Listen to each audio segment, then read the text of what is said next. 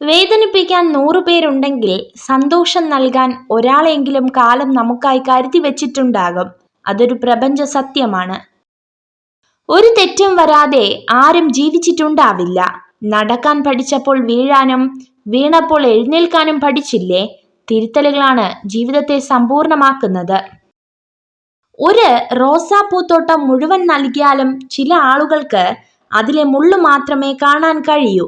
എന്നാൽ ചിലർക്ക് ഒരു ഇര നൽകിയാലും ഒരു തോട്ടം നൽകിയതായി തോന്നുന്നു. നമ്മുടെ കാഴ്ചപ്പാടാണ് നമ്മുടെ സന്തോഷത്തിന്റെയും സംതൃപ്തിയുടെയും ആധാരം.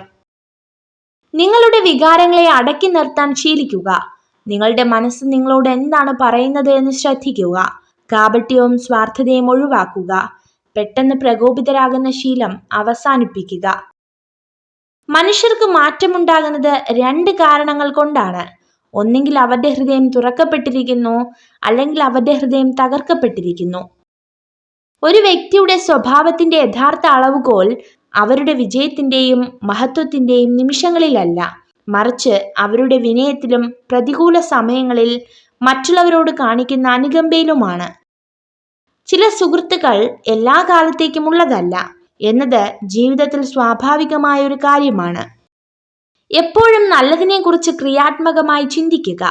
കാരണം എങ്ങനെയാണോ നിങ്ങളുടെ മനസ്സ്, അതുപോലെയാണ് ലോകവും.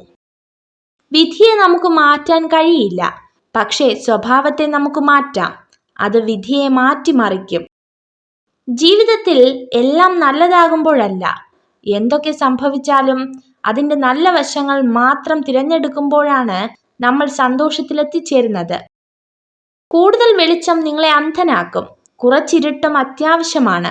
ജീവിതവും അതുപോലെയാണ്.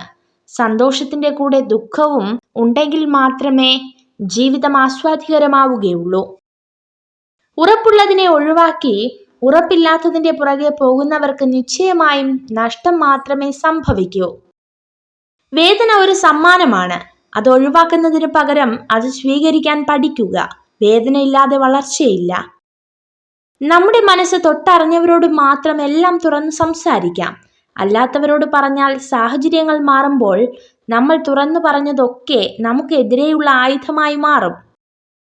ഒരു സ്ത്രീ തൻ്റെ ഭൂതകാലം, വരുമാനം എന്നീ കാര്യങ്ങൾ നിങ്ങളിൽ നിന്ന് ഒളിപ്പിക്കുന്നുവെങ്കിൽ സൂക്ഷിക്കുക. നിങ്ങൾ ഈ വീഡിയോ കണ്ടതിന് നന്ദി. ഇതുപോലുള്ള കൂടുതൽ വീഡിയോകൾക്കായി ചാനൽ സബ്സ്ക്രൈബ് ചെയ്യൂ.